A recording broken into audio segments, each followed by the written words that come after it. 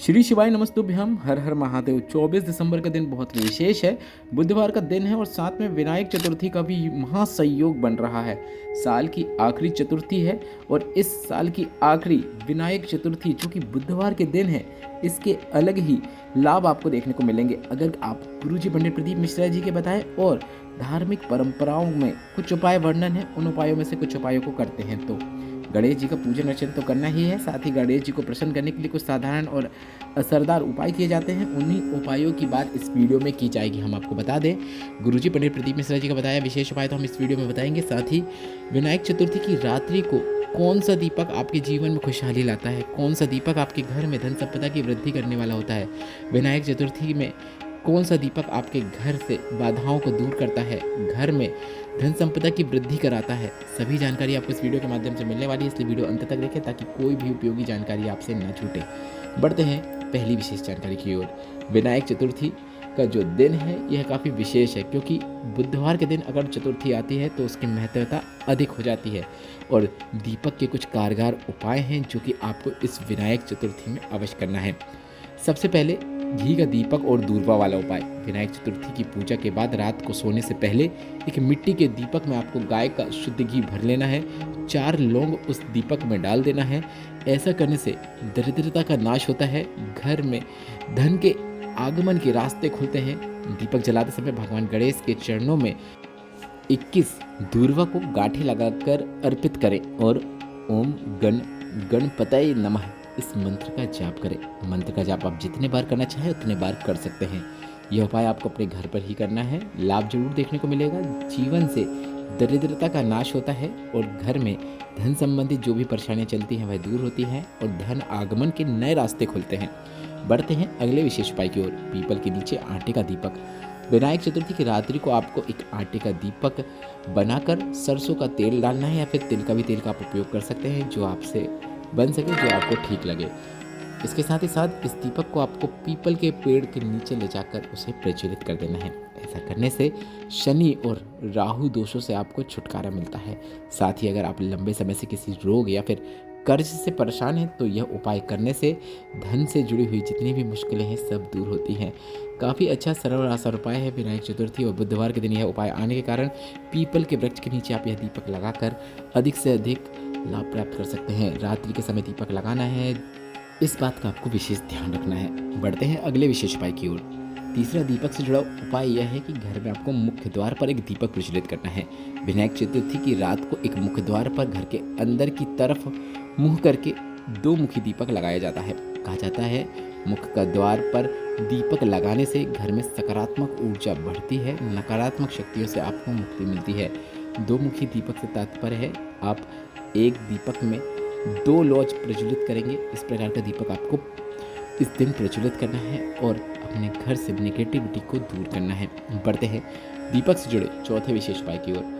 अखंड दीपक भी इस दिन अवश्य प्रज्वलित करें। अगर आप किसी बड़े काम में आगे बढ़ने का प्रयास कर रहे हैं पर लगातार बाधाओं का सामना आपको करना पड़ रहा है तो विनायक चतुर्थी की पूजा शुरू करते समय आपको एक शुद्ध घी का अखंड दीपक गणेश भगवान के सामने रखकर प्रज्वलित करना चाहिए। दीपक जलाते समय उनके वैदिक मंत्रों का जाप कर सकते हैं या फिर जो भी मंत्र आपको गणेश जी का आता है उसका आप स्मरण कर सकते हैं। ऐसा करने से गणेश भगवान की कृपा आपको प्राप्त होती है। साथ ही सभी प्रकार की जो आपके कार्यों में रुकावटें आ रही हैं वह दूर होती हैं। कुछ बातों का आपको ध्यान रखना है कि दीपक हमेशा साफ जगह पर ही आपको रखकर प्रज्वलित करना है। दीपक जलाने से पहले और बाद में भगवान गणेश का आपको ध्यान जरूर करना है। साथ ही आप चाहे तो अपनी मनोकामना भी बोल सकते हैं।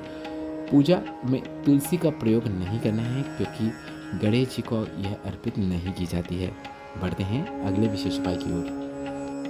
आपको बता दें, धार्मिक शास्त्रियों के अनुसार उदय तिथि के आधार पर विनायक चतुर्थी 24 दिसंबर बुधवार के दिन है। बुधवार के दिन गणेश भगवान को पूजन अर्चन करने से जो फल की प्राप्ति होती है वह 2 गुना प्राप्त होती है। विनायक चतुर्थी को विघ्नेश्वर चतुर्थी भी कहा जाता है। इस दिन विधि विधान से व्रत और गणेश भगवान का पूजन करने से जीवन से सभी प्रकार की बाधाएं और विघ्न दूर हो जाते हैं। विनायक चतुर्थी का हर्षण योग प्रातःकाल से शाम के 4:02 तक रहने वाला है।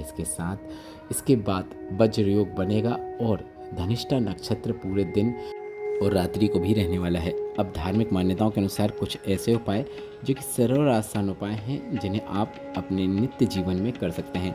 अगर आप विद्यार्थी और चाहते हैं कि आपको कॉलेज में प्लेसमेंट में आपका नंबर आ जाए या फिर आपको अच्छी नौकरी मिल जाए, या फिर माता पिता चाहते हैं कि उनके बच्चों का कॉलेज में प्लेसमेंट हो, अच्छा कॉलेज मिले, तो इस दिन आपको श्री गणेश भगवान का विशेष रूप से सफलता प्राप्ति मंत्र का 108 बार जाप करना है।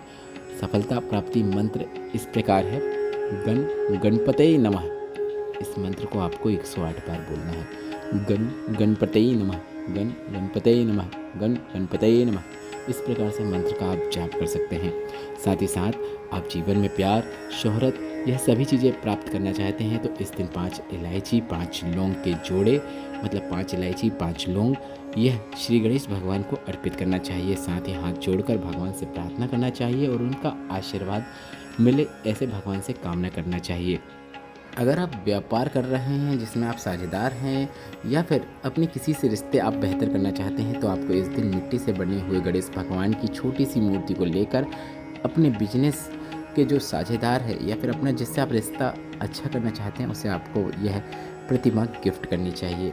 अगर कोई आपको बार बार परेशान कर रहा है या कोई आपसे ऐसा काम करवाना चाह रहा है जो आप करना नहीं चाहते हैं तो इस तरह की परेशानी से बचने के लिए आपको इस दिन श्री गणेश भगवान के सामने हाथ जोड़कर संकट नाशन गणेश स्तोत्र का पाठ करना चाहिए। अगर यह आपके पास नहीं है तो आप गूगल कर सकते हैं। गूगल करने पर आपको आसानी से मिल जाएगा और पढ़ के आप अधिक से अधिक लाभ प्राप्त कर सकते हैं। अगर आप जीवन में नए रंग भरना चाहते हैं, जीवन में कामयाबियाँ प्राप्त करना चाहते हैं तो इस दिन आप गणेश भगवान की पूजा के समय उन्हें लाल गुलहड़ का फूल अर्पित करें।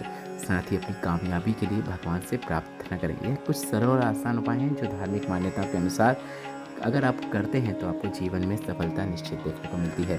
अब बढ़ते हैं 7वें और अंतिम विशेष उपाय की ओर, जो कि गुरुजी पंडित प्रदीप मिश्रा जी का बताया एक विशेष उपाय है। अगर आपके घर में कोई ऐसा सदस्य है जो गलत कर्मों में लिप्त है या फिर गलत मार्ग में जा रहा है या फिर अपशब्दों का उपयोग करता है तो आपको उसके सही करने के लिए एक सरल और आसान उपाय करना है। 7 दूर्वा लेना है। 7 दूर्वा के नीचे लाल चंदन लगा लेना है जहाँ से आप दूर्वा तोड़ते हैं। 7 दूर्वा को गणेश भगवान के मंदिर में जाकर या फिर भोलेनाथ के मंदिर में जाकर गणेश भगवान की जो मूर्ति होती है उसमें मयूर ध्वज, गणेश भगवान का एक नाम है, मयूर ध्वज का नाम स्मरण करते हुए सभी दूर्वा आपको गणेश भगवान की मूर्ति पे अर्पित कर देना है।